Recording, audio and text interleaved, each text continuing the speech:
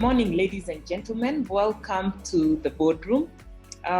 We are working in such uncertain times in the travel and tourism, and we are facing the same uncertainty amidst the changes that are taking place globally on a daily basis. We are navigating through this situation to ensure that our businesses survive the turbulence and survive successfully.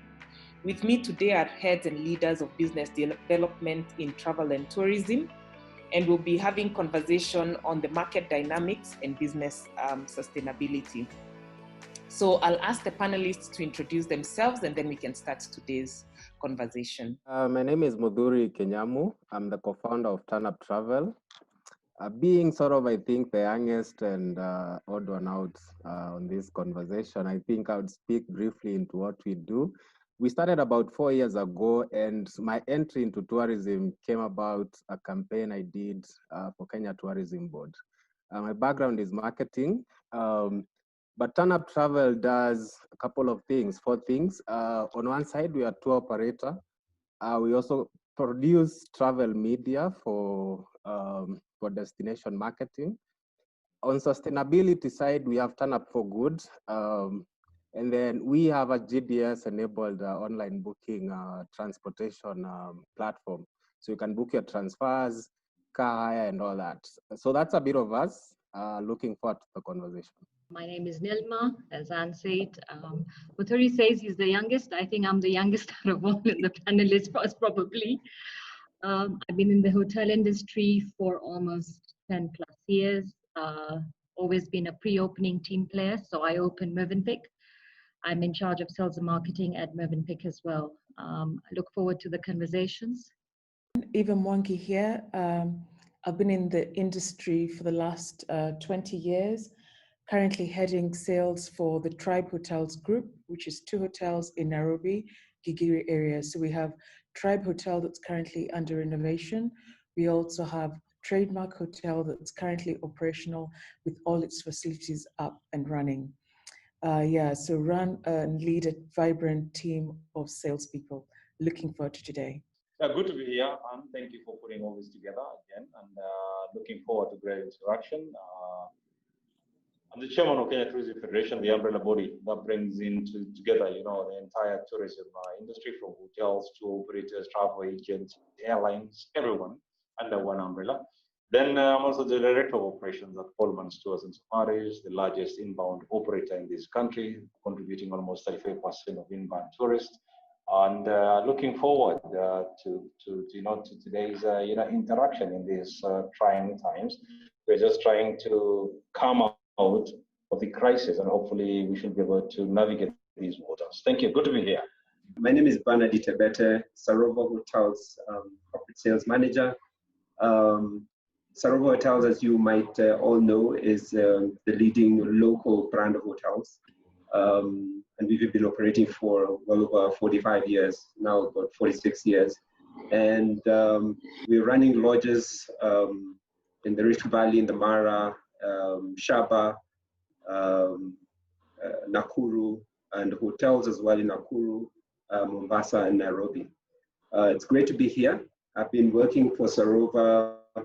This is my second stint, 4 years now, and looking forward to possibly spending another few years making sure that Kenyan tourism is at the top of everybody's mind. Thank you. Thank you so much. Thank you for that. So we'll kickstart today's conversation. Basically, it's about business sustainability in the industry. How are we going to be able to sustain our businesses looking at the dynamics? And questions are coming up. Until when? How are we going to run these businesses? Are we going to cut costs? Do we look at brighter times ahead? And therefore, questions keep coming up. And one of the things we were waiting for is for the borders to open and flights to start coming into the country. But does it really translate to business for us? So I think Eva, please kickstart that conversation for us. Yeah, when it looks look at the situation and how business will change, we definitely are seeing changes currently as we've been open for the last few months over this challenging time. And the challenges and changes that we're seeing is how we use our services, how we use our employees, because we have to be able to survive. So we're having to look at how staff can be multi-role staff. If it's looking at maybe brands in the industry that have done this previously, like 3-star and 4-star, who would multitask from the front desk serving some of the bar outlets or restaurants, that's something we're now having to do as a 5-star, which will probably be the future of how the industry will change to be able to be sustainable, because the revenues are not there. When we look at how we also engage our teams, whether it's how we sell, when you look at the sales team, we're looking to probably look at systems and processes that now look for pay for performance, because sustaining a big payroll when the revenues are not there is also going to be very difficult in future. So I can see future changes that are going to happen as a result of this to keep businesses sustainable.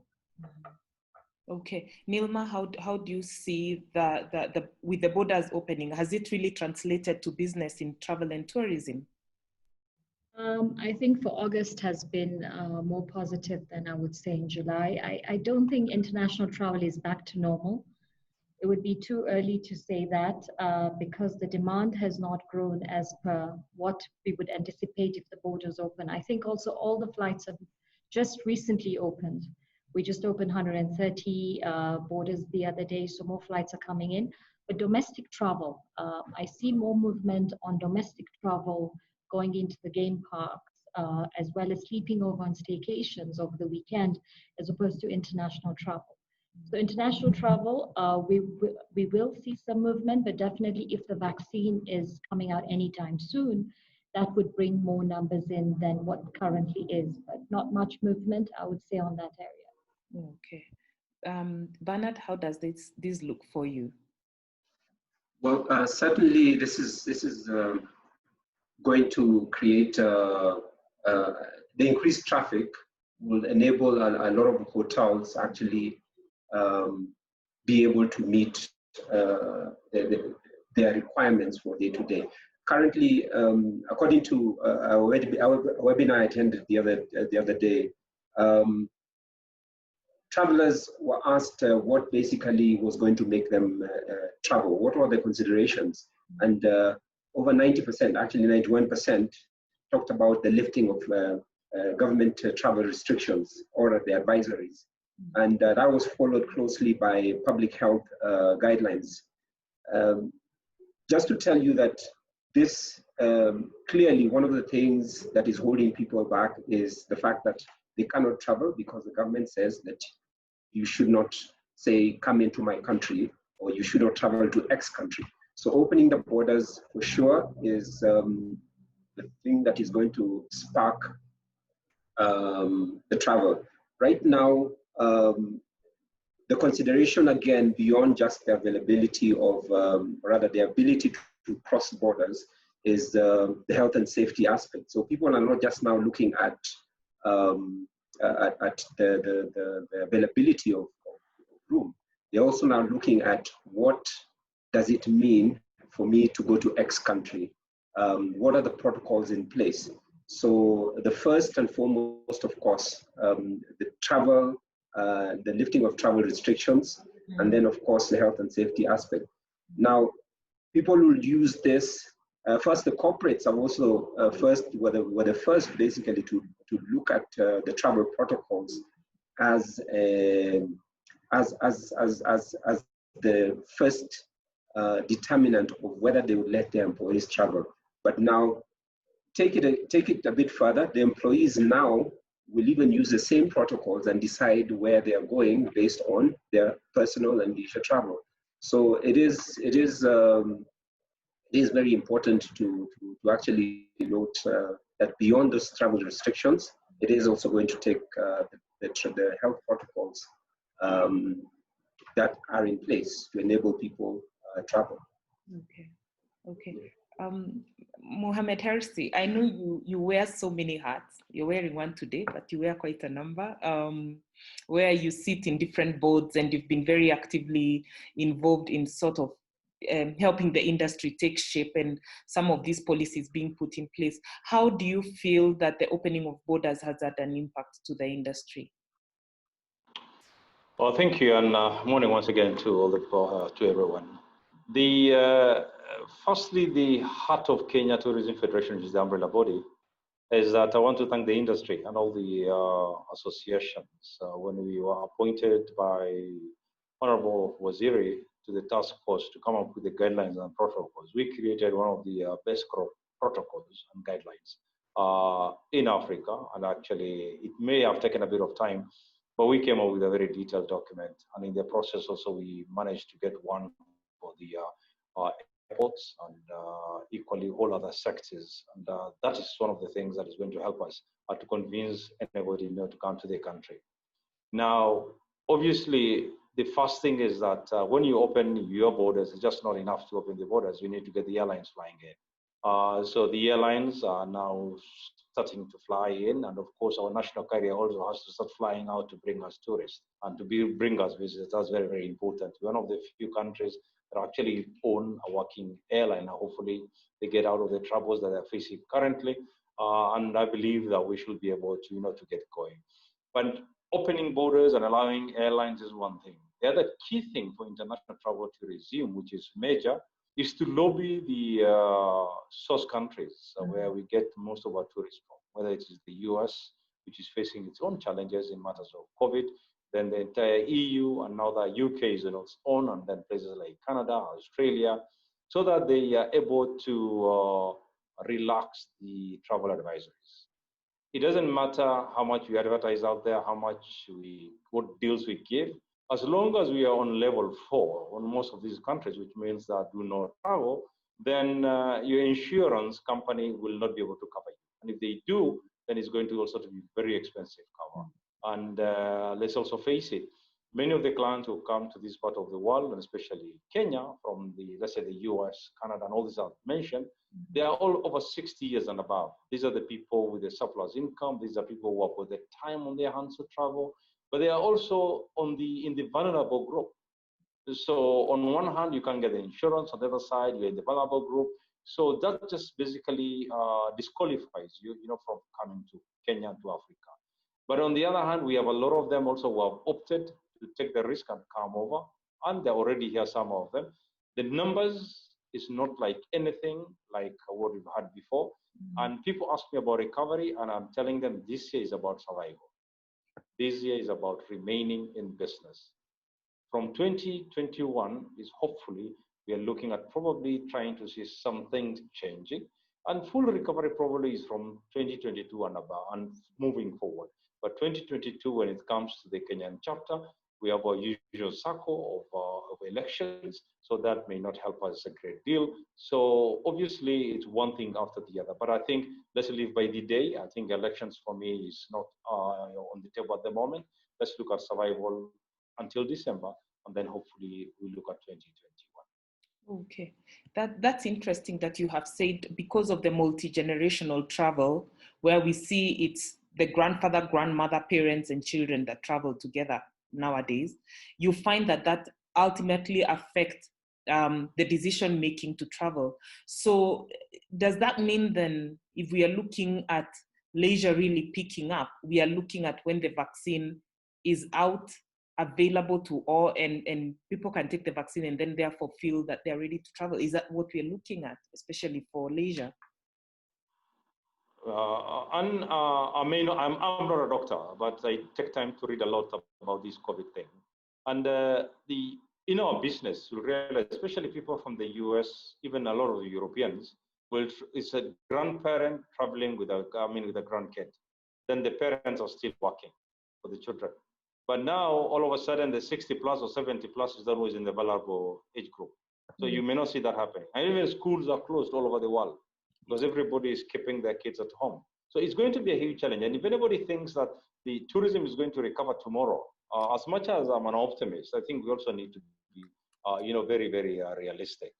Vaccine may not happen tomorrow, but the other bit is that also the world is moving toward herd immunity. Even in Kenya today, the numbers we are given probably we are what the numbers you look at people who've been infected vis-a-vis the other studies that have been done. They're saying close to 2 million Kenyans may have actually been exposed to the virus. Who knows? Even in this panel, we could have caught it and recovered from it. So there's that herd immunity aspect where you actually recover from it. You've got the immunity in your body. So traveling may not be a problem after all. I'm not suggesting that everybody should go out and catch the virus, hopefully to join the herd immunity group. But that is going to happen sooner than later. A lot of people are going to be, to get the virus, and traveling is going to be normal once again. But before that happens, vaccine is equally something else. But of course, we are all hoping to get the vaccine. But again, let's face it, how many of us are ready to take the vaccine? Because the vaccine has not been tried, tested, and there's a lot of question about any vaccine that comes to the world. But people will continue traveling. We've seen with the domestic travel, people are brave enough to venture out. COVID can still get you in your home. It can get you under your bed. Forget about in your bed. All right? So we need to come out. We need to exercise caution. That's all what we need to do, because COVID is everywhere at the end of the day. And the fear factor is what we need to get rid out of. Okay, interesting. Now, even as we think of travel and borders opening, we've had we share a lot of business with our neighbors, with Uganda, with Tanzania, with Rwanda, especially when you look at leisure travel, and we haven't been able to align our terms and conditions of travel as a circuit, if I may call it a circuit. Therefore, you're finding that whatever terms and conditions Kenya is giving might not necessarily be the same as Tanzania, yet we share a lot of tourism business. So does this have, how do we market the destination successfully, Eva, bearing in mind that quite a number of safaris that we sell in Kenya most probably will end up going to Tanzania, some will go to Zanzibar. How do we market the destination successfully?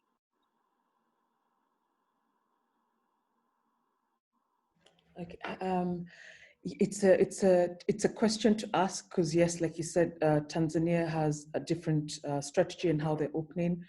I believe what Magical Kenya is starting to do, or even probably had started doing, but is pushing more, is a start for us. We know currently the people who are traveling are locals. International will come, but the beginning is locals. We need to expose the entire country to everyone. We have successfully seeing Mara picking up, but we need now to push the Magical Kenya signature tours and experiences that they're doing. This will allow Kenyans to firstly visit Kenya, as we look and see how Tanzania will work with us, because it's true. Anyone who wants to come and do like Masai Mara would want to probably try the beach in Zanzibar, maybe even to go on to Serengeti.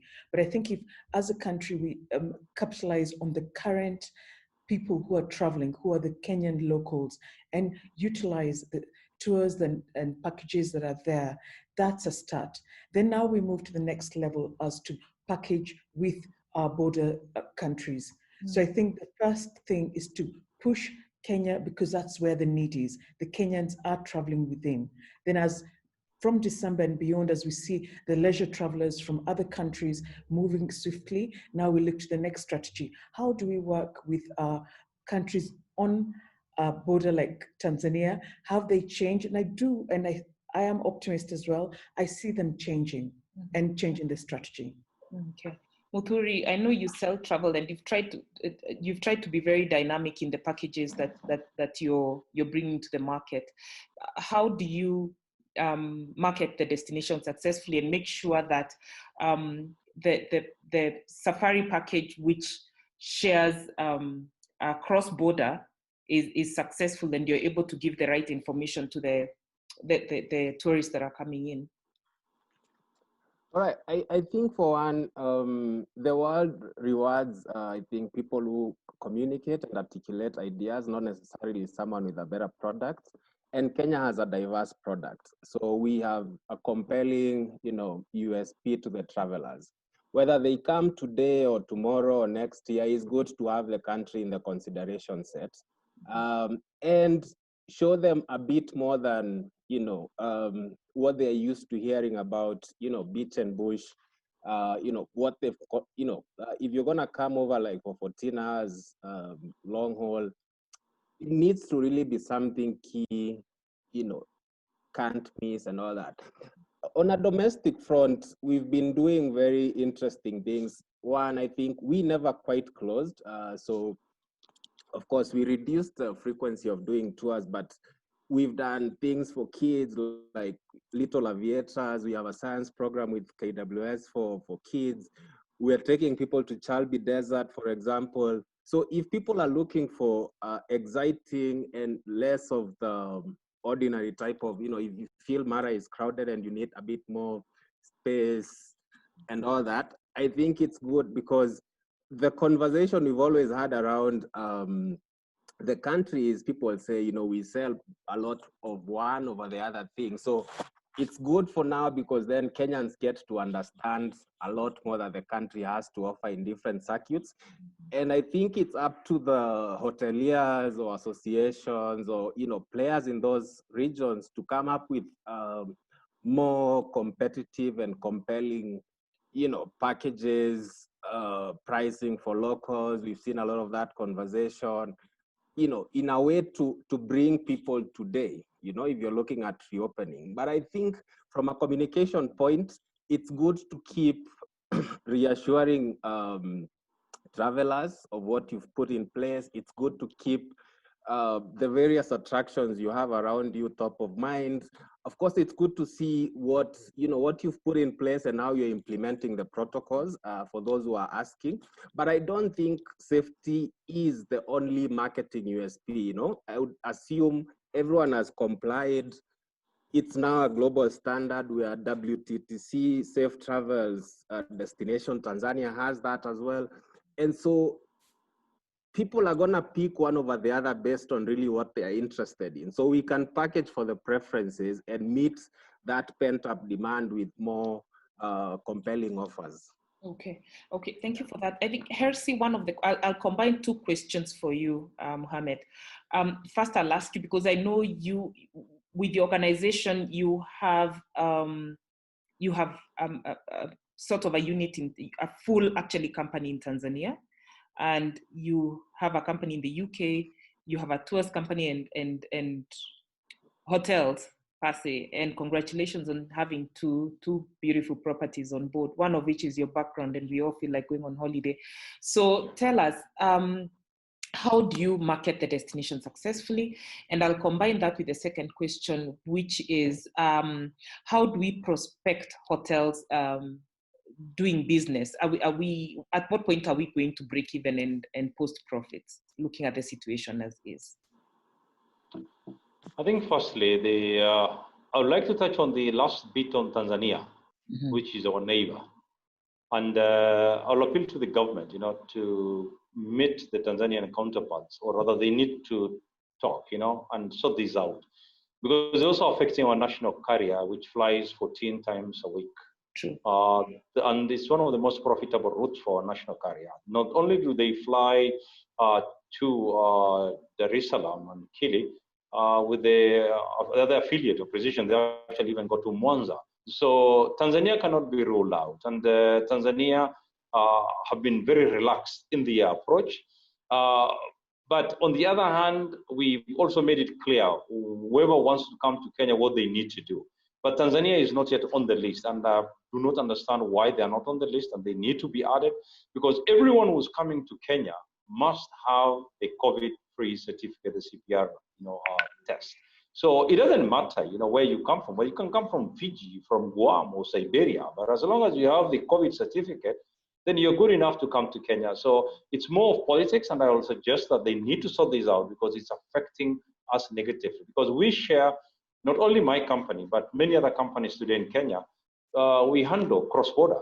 We handle almost 40% of our Mara connections and our Sili connections to Tanzania, Arusha. So if you're going to roll out Tanzania, then you know what? A client seated out there may just opt and say, you know what, let me head to Namibia and Botswana and just forget about East Africa. So that is one. The other bit you asked is about how do you market yourself out there? At the moment, there's no hard sell where you're telling people, hey, you know what, come to Kenya. Everybody is worried. You know, the safety angle in the past was with terrorism that you can physically try and stop, but this is a virus that no one can see. And Modori has clearly said it. It is not something unique to us. And I think Africa should stop owning the virus. This is what I always say. Nobody should try to own the virus. The virus doesn't belong to us. It came to us from somewhere. Yeah, all we can do is to mitigate and to show that, you know what, these are the things we've done. We've even told the authorities, you know, they've been very unfair to tourism players and specifically hotel operators where you want everybody to be tested. The question is, who's testing the client walking through the door? Okay, we've done all what we could. We're testing the public transport players. Nobody's testing them. The same member of staff will actually go and board those vehicles. But on the other hand, hotels have gone out of their way to accommodate their staff for 3 months so that they don't leave the premises. That's how committed we are, you know, to the industry, and we are committed, to, you know, to going through crisis. And many hotels, you know, have done that. So I think the key thing is awareness, and to show that Kenya is still open and we're still ready for business. That's very, very critical. And then the other major thing is any one of us, all the participants here, you can see almost now 80 and plus, any client who has visited you, please tell them to go and tell the world. Let them post it on TripAdvisor, because people will be looking at how is it like visiting Kenya in this COVID crisis. If somebody says, I went to Hotel X, I went on a tour, I did this, I did that, and these are the things I went through and I feel safe, and it was all okay, then I think that will be the best way to market ourselves. Kenya Tourism Board can splash adverts and everything out there, but people believe the true traveler, the real traveler, the experience that they're able to share, the word of mouth. And the word of mouth these days is easily available on many platforms. And that's what we all need to do.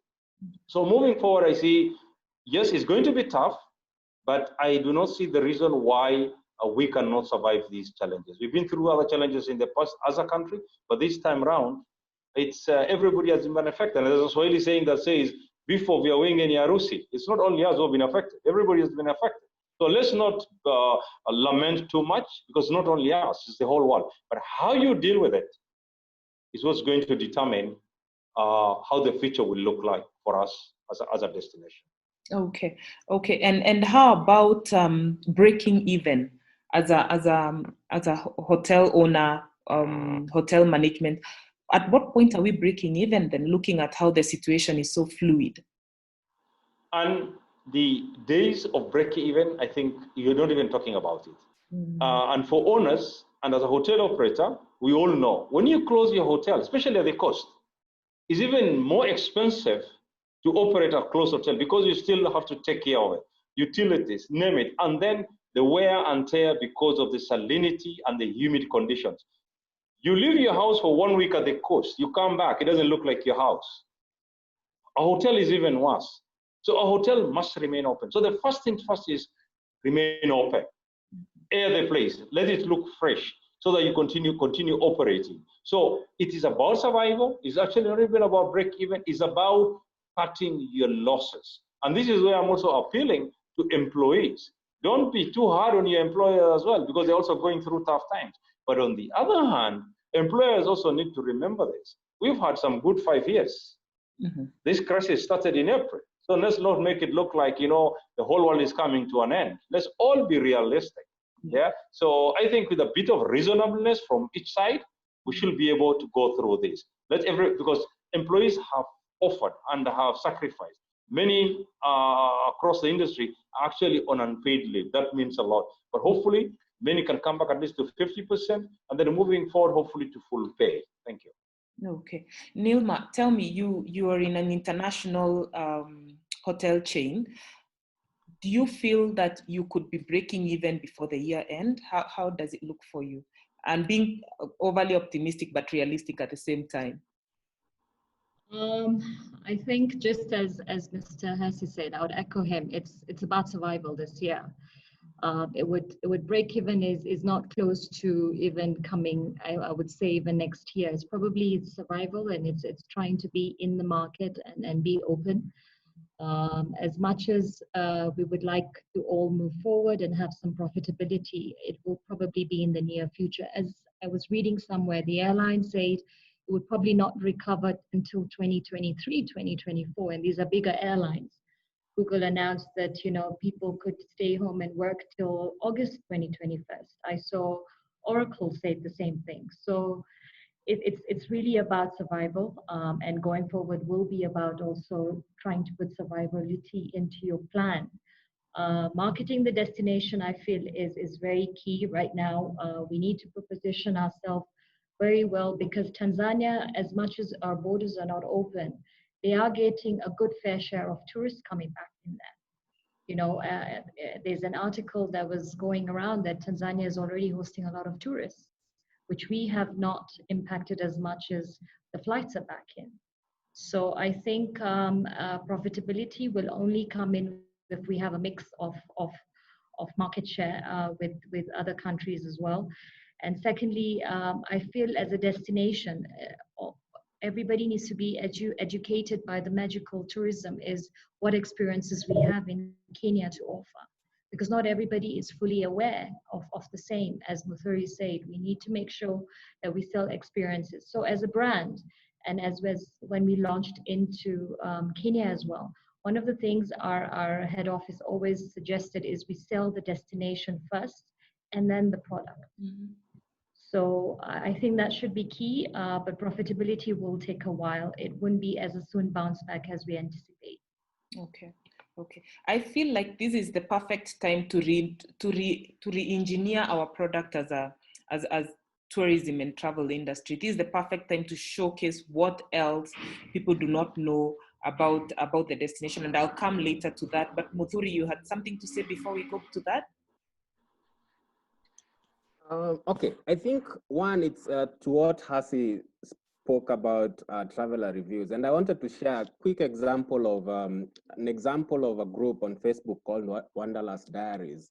So for the last 3 or 4 months, we've been seeing a lot of Kenyans, go or ask what's open, go do it, share photos, share a bit of, what they did and came back, and it's been inspiring a lot of people to try the same thing. The second thing is, if you've just reopened and you're looking at how do you then test the efficacy of your health and safety, I think that's one good way of, showing the proof point that, one, you're open and this is what the new customer journey looks like, and this is how you're able to host, beyond we sanitize, all that kind of videos.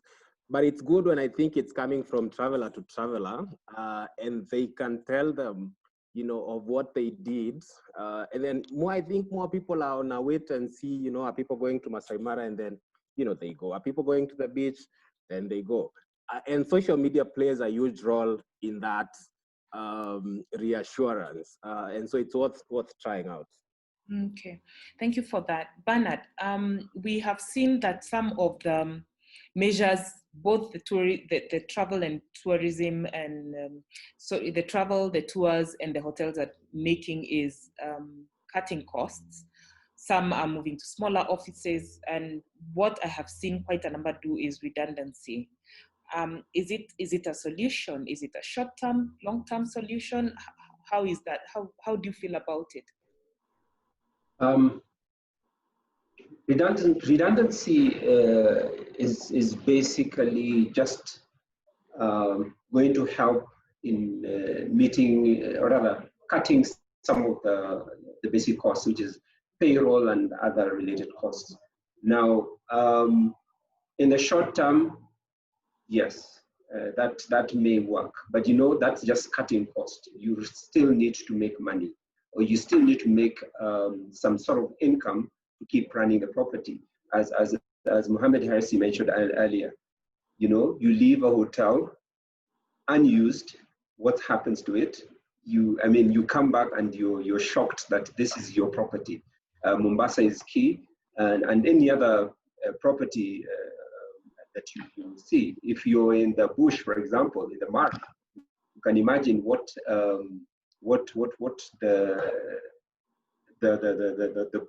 lodges there were looking like when they reopened. Some of them didn't have people in the property to just do some basic maintenance. So at the end of the day, what we have is an opportunity just to manage our costs. But in the long term, we're going to have to just make sure that we get people back on board, because when you get back your team on board, there are some attendant costs to having your team back on board. Things like retraining on small things, just making sure that they understand the protocols, and just making sure that they're back in the frame of mind to serve. It is not, it should not run for too long. But that said, what COVID has done, it has exposed not just the industry, but the employment field, or the workspace. A lot of the way in which you do things right now will never be the same. And like we said, the new norm is what we are currently building right now. And what we are building right now is an opportunity to decide what is most efficient and which works, both for the industry and for the employee as well. So there will be some casualties. I can guarantee that. But at the end of the day, we also need to look at it in a more humane ways. And even as there are casualties, we need to find a way in which we're going to ensure that everybody remains engaged in one way or another. One of the things I think about when I think about staff, it's an asset. It's a very valuable asset that you've invested in over a long period of time. I imagine what it takes through the recruitment process, and then there's a lot of training, and then there's a lot of adapting to the culture of your organization, and then suddenly you have to send them away, and come a time when you're rebuilding the brand again or rebuilding your staff numbers again, probably they're not available. So I feel there is a lot of intellectual property that we are losing as an industry. But again, do we have much of an option? Nilma, probably you can, or rather, sorry, Eva, you can just take me through that and tell me, have you done redundancies yet in your organization? Is it something that could happen, and how do you feel about it? Well, just first, just a very direct question. So as an organization, have we done redundancies? Not as yet, but will it happen? Very likely. So these are things that are probably behind the scenes going to happen. So it's something that we're planning for right now. In terms of staff, you looked at how staff are an asset. What happens when you take them away? When you're bringing them back, will they be available? Can you retrain? Those are realities that have always been there. However, this current period is so different. It has disrupted everything. In the past, I would have agreed with you. Let's relook at things. But the current reality is the revenues are not there. The companies are struggling to keep these people. So I think it's looking at a new norm of, yes, we have to do this as a necessity of the current situation. How do we now adapt for this new norm in future to allow for when a disruption like this happens, we can be humane, so ethical to the staff, and also look at how we can use and maybe contract staff to keep the intellectual property in a different way. I would say looking at new ways of working, because what you've shared is what I would have said in the past would have worked. Let's not lose the asset. Let's not lose the training. But can we sustain it now? No. So when I look at redundancy, I look at it from two different ways. When I look at an employee in this current situation today, is it best for an employee to get made redundant? As opposed to being at home on unpaid leave, I think it's more ethical if they're made redundant to be able to plan for their own future with the little they get. Then they know, I maybe need to look for a new industry. I may need to set up something. But when you're kept home, what's your mindset? Are you hopeful? Are you waiting, thinking things may come back? And they may not, because things as we see are very different. We're disrupted. when you look at it from an employer point of view, it's a costly exercise to make people redundant based on how long you've held some employees and the sort of packages that you need to offer. So it's not a decision that an employer takes lightly. And also, I've seen here that people are assets. They don't want to lose them.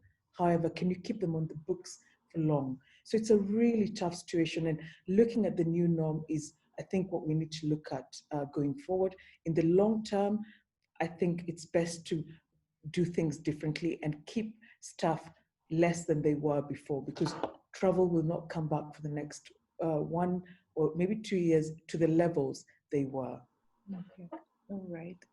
So then, during this period, are we looking at making our product more interesting, new experiences out of this world? Because one of the things I've been looking at Tanzania do is it's business as usual, but they are also really pushing the product out there in terms of the experiences, the tourists coming in, the arrival experience, the products themselves. Hersi, if I could ask you, is there a product repackaging opportunity we have as a destination that we can exploit now in travel and tourism? The answer is yes, 100%. And just not in this COVID crisis, but any good business should be doing that. Any business that sits on the in the comfort zone and hope that all will be well, before you realize you'll be shaken out of that comfort zone. And obviously, COVID is one of those serious disruptors that has come to us. And only companies that think completely, not even out of the box, but throw away the box altogether. You mentioned Tanzania. I must give them credit. I'm a full supporter of our own destination, but we're always doing the push, on the digital platforms. I think they've done a pretty good job.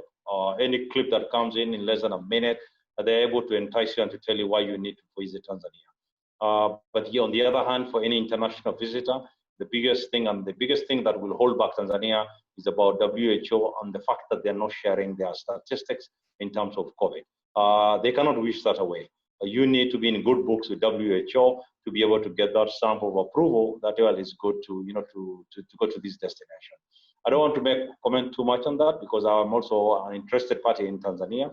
It's in my best interest that they sort things out and they get into the good books of WHO quickly, sooner than later, so that when everything reopens, that they're not left behind. And I have no doubt in my mind that they've also taken a lot of precautions, mitigations as well. When you look at the airport, how they prepared, the clients who have visited the place, the feedback that they're giving out in public and everywhere, I think is very, very crucial. So is it about time that every business looked at how they operate? The answer is yes. And as a hotelier, nowadays I wear a hat of a tour operator, hotelier. I was reading somewhere and someone asked, we always insist on check-in and check-out time. Will we get a day where you say, you know what, you check out the time you checked in. You arrive at 4 p.m., leave at 4 p.m. So that battle you have at the lobby of extend my stay and what have you will not be there. We always believe as hoteliers that the client is coming here to rip us off. It's going to take undue advantage. But what you don't also realize is that this same client has a flight to catch to go back home. So if you're running a beach resort, the guy has got a flight at 6 p.m. What makes you think he's going to stay until 6 p.m.? He has to leave by 2 p.m. anyway. But I think Kenya can be that one destination that completely thinks differently. After all, we are empty now. So why are we still stuck with the old system? If somebody came in driving in, let's say at a beach resort at 6 p.m. or at 8 p.m., and then the next morning you're telling him, you know what, you need to check out at 10 a.m. And it's such a big story at the lobby, yet you've got 150 rooms that are still unoccupied. You need to treat this client like a royalty. He made all the efforts to get out of his house to come to your place. And here you are pushing him and his kids to leave you at 10. I think that is number one. The other number two, airlines do it. You book a hotel, you book an airline ticket, you book your seat. These are aircraft that are moving. You don't even know which aircraft is going to be allocated on which route. Yet they're able to do that. Hotels, your room is subject to availability. We're talking about a fixed room, for heaven's sake. It doesn't move. Your room has not moved from Bamburi Beach to go to Nyali Beach or Diani Beach for that matter. It's your hotel. What is so hard in somebody going into your inventory and saying, wow, my room is available. Pop, I click on it and I have it, and you print your check-in. And you come to the hotel, everything done. You've paid. Not only have you paid, you actually checked yourself in. Why can't Kenya be the country to do that? Why are we all stuck in our old ways? And there are many, many other things that we ought to do. And probably one day also, you just sell bed only. Let people eat where they want to eat. They want to eat in your hotel, sour. If they want to eat out there, but now the challenge is the county governments need to make the destination clean and safe as well. If you go and eat in Old Town, how safe is it? etc, etc. Those are things we need to look at. So there are many things and we need to do and do differently. On the issue of staff, just allow me to mention this as well. I don't want to use the word redundancy. COVID is allowing organizations to downsize and to relook at their squad. I consider employees like a football squad.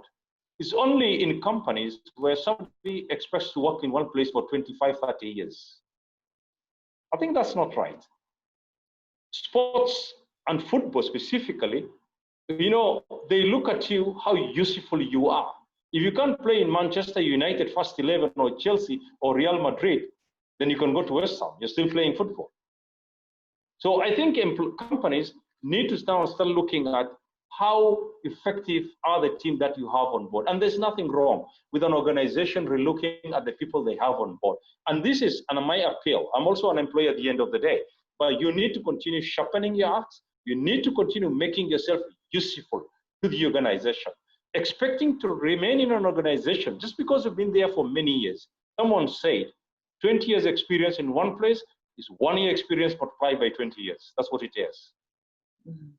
Thank you. Think hard about that. Thank you. Great. Thank you. Thank you so much, Hersey. Very insightful and you know, switching on the mind rather. You're making us think in a totally different aspect. Muthuri, you claimed you're the youngest here, therefore youngest in the industry, therefore looking at the industry in a different lens altogether. Do you feel that there's an opportunity for us to repackage the product so that we can sell travel and tourism in Kenya a little differently or refresh the product altogether? I think it's a good time, you know, as everyone has said, to rethink, reposition, and restart. And that could mean a couple of things. Of course, a more spotlight into the less known destinations and the underserved ones. But as Nilma said, we need to take a destination-led approach because, again, we are selling what's within and around us, you know? So we kind of have to move away from the you know, selling beds and seats. You know, you've seen hotels literally say, you know, if you buy a bottle of something, we'll give you a room for free. Or you buy a platter. There's some very interesting things, but again, experiences have become very core to the proposition, and that's a good thing. To the other point, I think around who's traveling, I think the younger travelers are more intrepid, less probably affected by the economic or the health pandemic. They're stronger. They're living life basically on you know, you only live once type of approach. So I would also look at what the product is and who does it appeal to. You know, we've had issues around like pricing. So if you give me a rate of say in dollars, $200, you know, per person sharing per night, you know, there is a tier for that. But I think if you're going to get someone out of their home where they feel safe and comfortable, it has to be a bit more than a bed and food. You know, there needs to be a lot more that really gets them out and memorable. The second thing I would like to say around repackaging, I think it's good, you know, for product owners in some of these other circuits to take the opportunity right now to be able to push a bit harder and bring their attractions onto the radar. County governments, all these other people. I think there is definitely more that they could do instead of, I think, waiting for the national government or something like that. It's time to take a bit more ownership. It's time to look at what you can do, but then understand that, COVID is not your problem alone, so whether people come today or tomorrow doesn't really stop you from communicating. Hotels are not like schools where you say when we reopen, then people will come in, So I would like to see a lot more consistency, messaging that's conscious, and of course factors in the current context we are at, but keeps people in that dreaming phase. I think give people something to look forward to, and they'll come when they're ready, whether that's today, whether that's Christmas, whether that's next year, whether that's with a spouse, whether that's with a family or a corporate. You kind of have to keep your brand top of mind. And is there a destination that you picked which was not as popular? You've marketed it and it has shocked you by the response that you've received so far? We've always done the less likely. So we've heavily invested, in changing perceptions. We use media to change perceptions. And Northern Kenya, for example, any group, any person that I've sent to Turkana, Chalbi, they always come back, mind blown. Taken guys to Baringo. I think currently people have, some appetite to try the unknown, because I think when faced by mortality, they wanna, a bucket list is a lot more meaningful. The second thing is we've done before COVID Instagram tours, and we've taken, like Nairobi, we've done 6 times different itineraries, and they take a very destination-led approach, working with content creators to sort of like even do unusual 24-hour city tours from 5 a.m. to 5 a.m. the following day. We've even tried one within, when there are restrictions, and we did one from 6 a.m. to 6 p.m., sunrise to sunset, and people got home before the 7 p.m. curfew. So I think we stretch our limit in terms of what we design in terms from experiences. We use, we have a production team that, covers that. And so we're able to use content to show people what we've done and serve that experience virtually. We've also been working with the Good Earth group for about the last 3-4 months to donate food to the frontliners, and the less fortunate, like kids in the informal settlement. So I think what I would say is I see an opportunity to understand what other players have, and probably, for the incumbents to, work alongside some of these innovators.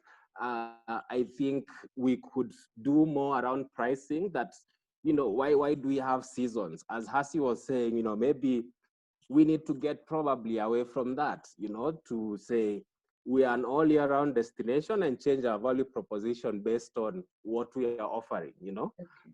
So that's what I would say. Okay, thank you. Thank you for that. We have a couple of questions that have come in, and we'll quickly take those before we wind down. I had said we are going to be under an hour. I'm trying my best to keep time.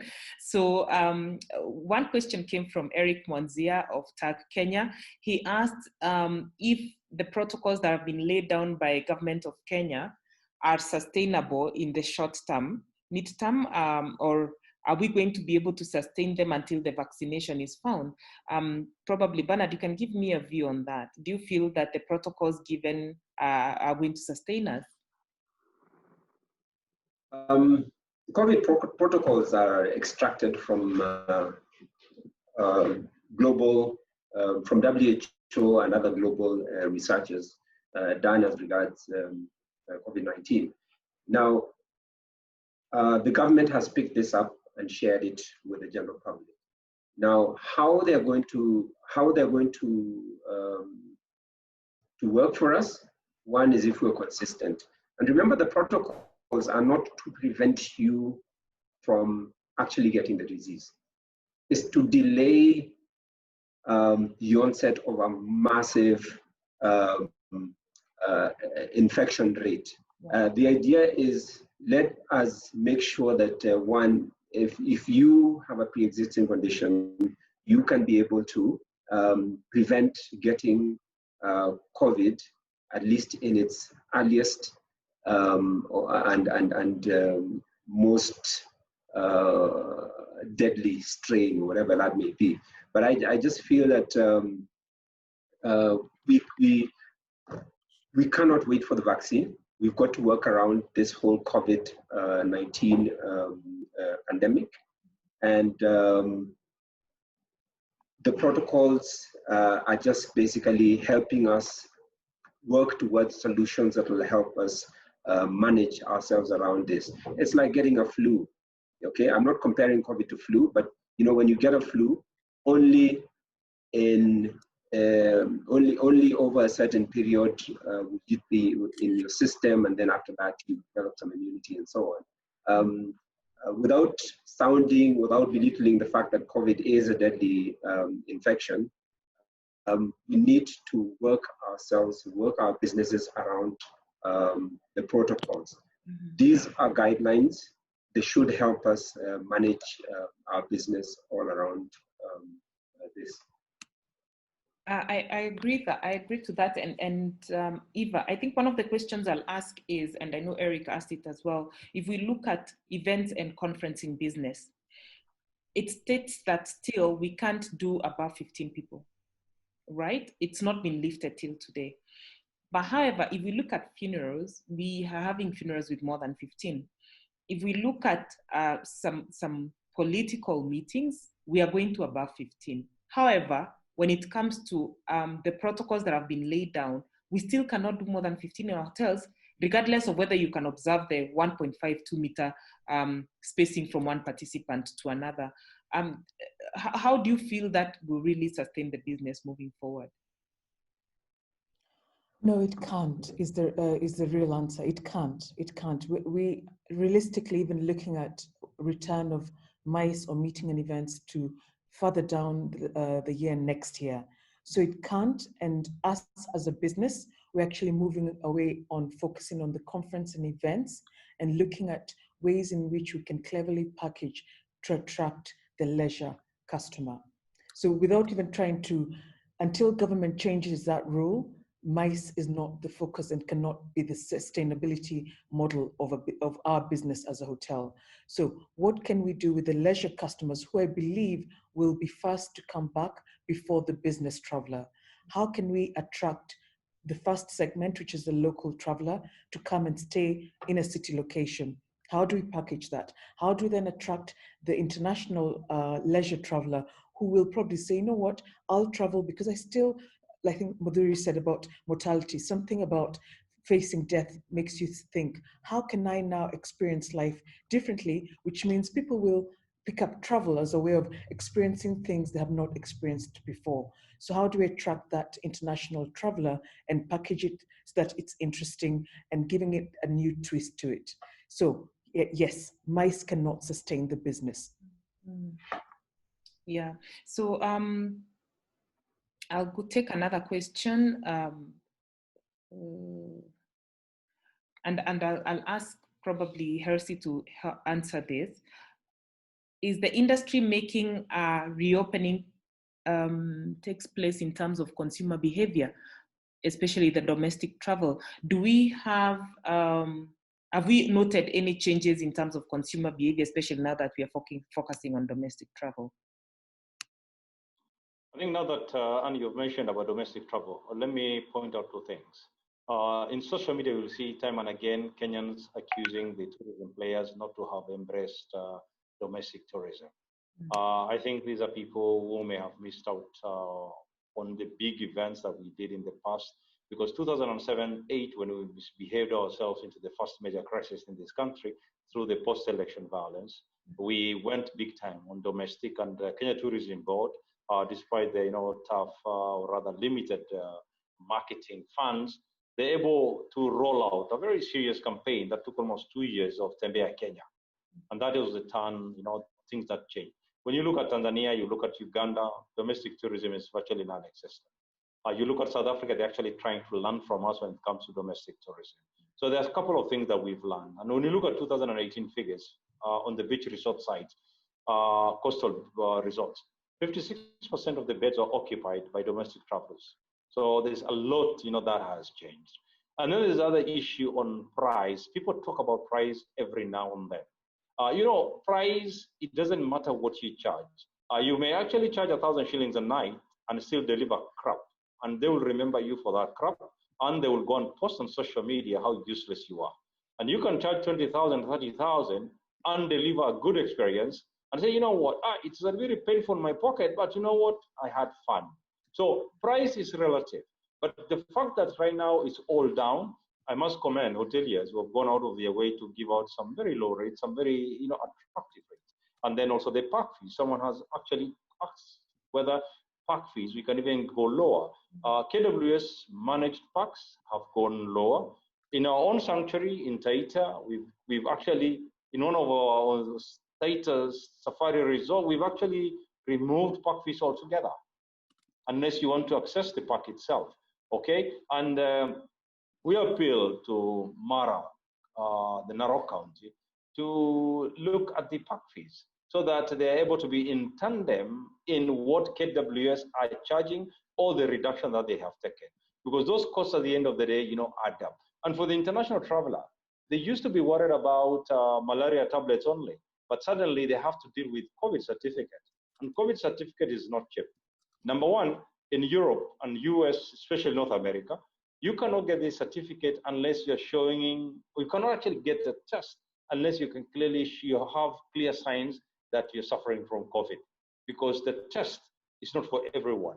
And if you insist to have one in UK, you're looking at 250 pounds. If you're a family of 4, you're looking at 1,000 pounds, just a lot of money. If malaria, a dose alone, which took you back 50 bucks was an issue. Now, what about 250 pounds for a COVID certificate?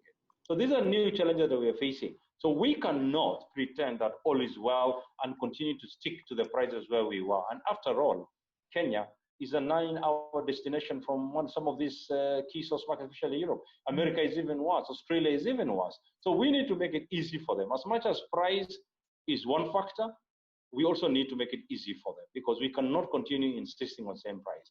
Now, the other thing that Alex Piro, I can see Alex here. Alex has talked about terms and conditions.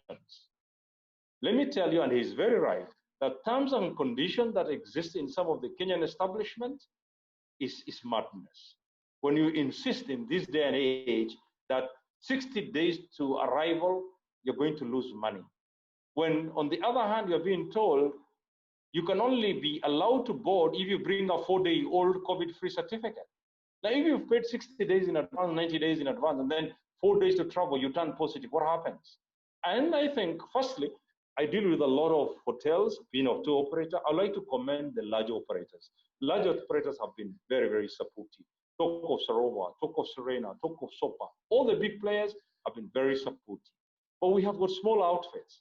And my message to them, you need to be very, very careful when you put some very tough conditions. At the end of the day, this client is the one who's traveling. It's not even us. It's somebody taking their call. Now, if you insist, 60 days down the line, if you don't show up, you're going to lose everything. I don't think they're going to recover these guys. And I think they're not living, the times of COVID. And then another question, Konsaga Kisa, because I sit on KTF as a chairman. Thank you for joining us, Konsaga. He talks about the list that have been given by the government of Kenya. When we started, they gave us a list of only 18 countries. Right now, where we are telling our government that, look here, just open the borders to everybody. As long as you have the COVID certificate. I did mention earlier on that it really doesn't matter where you're coming from. If you've done the test, and some of these policymakers, they were insisting on this COVID certificate. Some of them have never even done the test themselves. And here you're insisting on people, to do the test. Fine, they have done the test. But even Nigerians, Ghana has been missed out. Yet Ghana handled the COVID crisis as one of the best countries in Africa. Okay, and they're not on the list, and yet is one of the destinations our own national carrier considers as a plum destination. Yet we are not even flying there. You're allowing Ethiopia, you're allowing Qatar, you're allowing everybody to continue eating the lunch, and now they're preparing to eat the supper for our national carrier. I think we need to move fast, because Kenya we are not alone. We are competing with many others. And now I'm speaking for our national carrier, Kenya Airways. We are denying them opportunities that are bound on our African continent. And Nigeria, obviously, those $10,000 million travelers, we should welcome Kenya, because Ethiopia, Ethiopia are allowing them. Dubai have laid out the red carpet for them, and they've been welcomed to Dubai. So Kenya, and many of them do transit. Yeah, over 3 million West Africans go through Nairobi, and if we continue making it difficult for them, they'll find another home. And before you realize, JKIA will only become a domestic, hub. And that's not what we want, and that's not why we invested all the money we've invested in JKIA. Interesting, and I like what Konsaga has said about looking at which markets will contribute to us in short term. Because true, if we are looking at a country like Nigeria, not only as a destination but also as a transit point, we compete heavily with Ethiopia when it comes to transit customers, transit passengers, and if we leave out the larger Africa, then that means that even our business, Kenya Airways business, is being diverted to other airlines because of transit. The other comment I'd like to pick is MICE is the next handle, considering that the online travel has taken over this arena. Anyone travel is going to ask, is it necessary, or do we have seen the UN and the government of Kenya as the two main drivers that lower their MICE requirement? I think that's more of a comment. I think I can comment on the issue on numbers for the sake of Eva and Nima. The issue on how many packs can we allow, or are we allowed to host at any one time? Initially, when the policy came out, we were looking at, they gave us a figure of 15, then went to 30. The same thing applied to the congregations in mosques and churches. The numbers went to 100.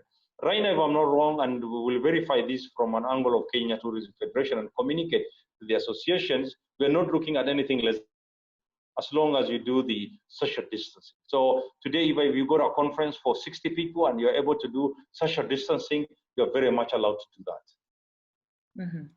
Thank you.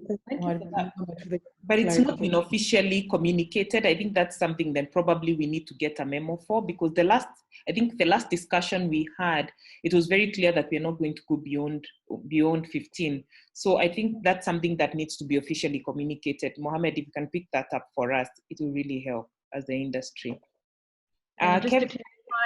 Just to clarify on the same, I also had a conversation with Fatima, because now she's moved to the Kenyatta Convention Bureau section for my sector. And we had a conversation yesterday about the same, and the numbers still remain to 15 max. They haven't yet, they're still reviewing it. Hopefully for the next announcement, it should come out, but it's still, the guideline for MICE is still as maximum 15. Okay, thank you for that. Then Kevin asked, so do we feel between leisure and business travel, and this question was directed to between either Nilma, Eva, or Bernard, between leisure and business travel, which one do we feel is the low-hanging fruit right now? Most certainly, and we have seen it, leisure has actually responded very well. Right now, if you drive to the Mara, you will find a queue of vehicles trying to get in through the gate at Sekenani. And it's unprecedented. I mean, we've had high tourist numbers, but you've never had a situation whereby you have a queue of vehicles trying to get into Sekenani. Obviously, there are factors towards this. One, of course, the fact that our first focus in terms of market is local.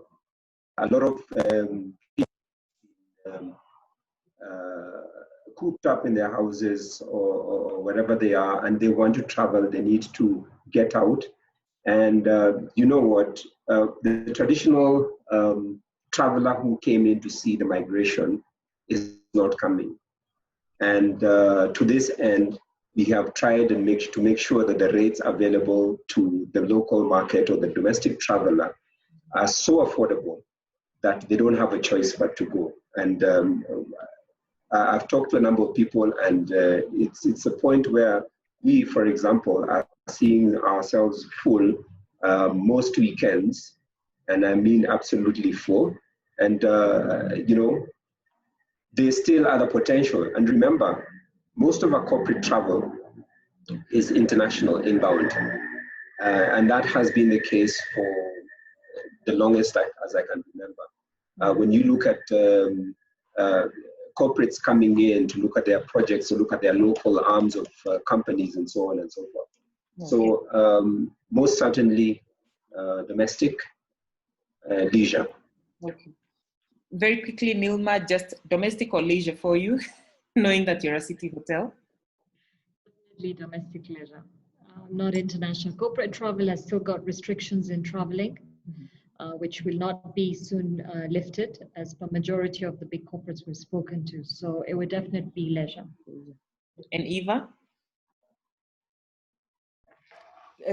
Absolutely domestic leisure, without a doubt. Okay, great. Thank you so much, ladies and gentlemen. Quite a number of comments coming through. I think we will try and schedule another conversation around the situation as is for travel and tourism. I appreciate the panelists who really came up and gave very great insights. Thank you so much for creating time. Ladies and gentlemen, the attendees, you've been with us for 1 hour, 14 minutes. Thank you so much. So great to have you. We will have this recording and then we will share it on our network, social media sites, and we'll also share it with you on email. Thank you so much. Have a good day.